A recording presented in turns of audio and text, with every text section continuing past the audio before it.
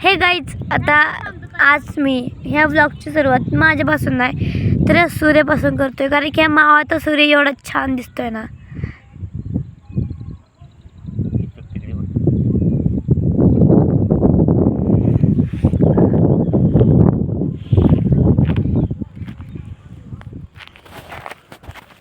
खरं आई म्हणली ते खरंच आहे, निसर्गात रामायलाच लागतंय.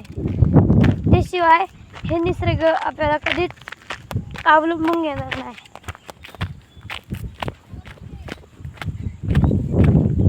तुम्हाला आता खालनं जाऊन दाखवतो. हो का, ही मोठी विहीर दाखवू का तुम्हाला? हा बघा, ह्याचा विहीर आहे. आणि तर बाळूमामांच्या आवडीची मेंढर म्हणतात ना, धनगराची मेंढर, तसंच आहे. आता मी पण ठरवलंय की ब्लॉगिंगची सुरुवात केलीच पाहिजे, कारण की आता जास्त करून जे ब्लॉगर माणसं असतात ना, त्यांना जास्त व्ह्यूज आणि त्यांना काय भेटतं, पगार वगैरे ते ब्लॉगिंगमध्येच भेटते. जसे की सौरव जोशी. तशाच तर मी पण जरा म्हणतोय ब्लॉगिंगच करायची. अभ्यास करणार, ब्लॉगिंग पण हे विसरू नका, मला तुम्ही इंस्टाच्या ID वरून फॉलो करा, नाहीतर यूट्यूबवर लाईक, सबस्क्राईब आणि व्ह्यूज जास्त द्या, कमेंट्स वगैरे पाहिजेत. एवढं करा, कारण की आता तुम्हाला वाटेल की मी नवीन आहे, तर नवीन मी आता यूट्यूब चॅनल उघडले किंवा ID नवीन उघडले, त्यामुळे मग असेल तर तुझे हे म्हणजे माझे व्लॉग चांगले येतील का? तर येतील.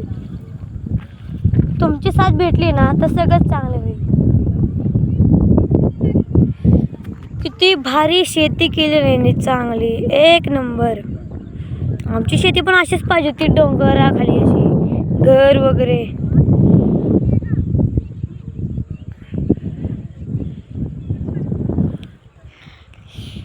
कसलं भारी वाटतंय. थांबा तुम्हाला मी माझ्या मागचं नजरा दाखवतो. हा मी आहे तर माझी आई बाबा बघा, आणि हा आमच्या मागचा नजारा.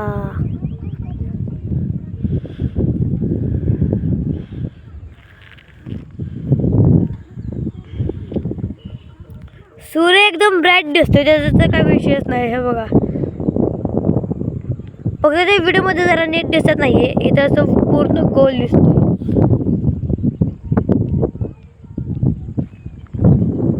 मजा तर खूप येते मला, असं रोजच येऊशी वाटते ह्या जागी. असे ॲडव्हेंचरचं मला लय खूप करायला आवडतात.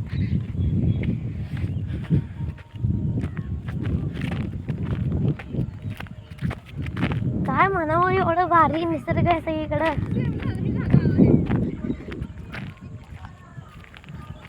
हा माझी बाबा हा हाय करा.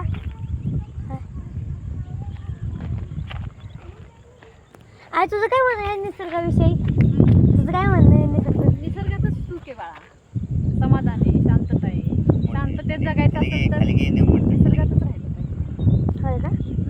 आणि अजून त्यातच सुख शोधायचं, निसर्ग जपायचा, झाडं लावायची पक्ष्यांसाठी. आणि निसर्गाशिवाय आपल्याला कोण नाही.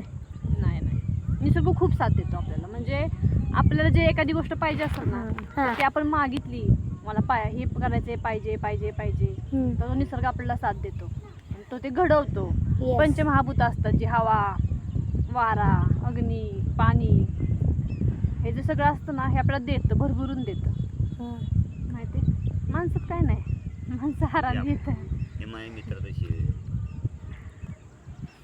बघितलं काहीच, आई म्हणली ते खरं आहे.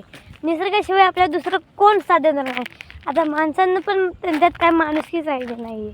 निसर्गाशिवाय आपल्याला कोणच नाही. म्हणून ना, हा जो निसर्ग आहे ना, हा तुम्ही कधीतरी पाहिलाच पाहिजे आणि ह्याला आपलं करून घेतलं पाहिजे. झाडाला पाणी वगैरे काय असेल ते दिलं पाहिजे, खत वगैरे सगळं दिलं पाहिजे.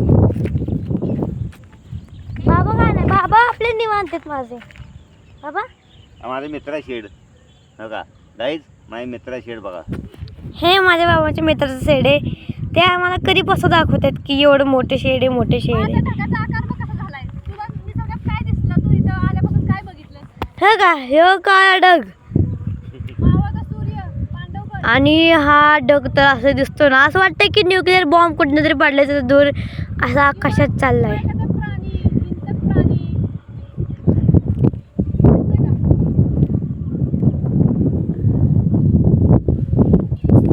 एवढं भारी वाटतंय ना.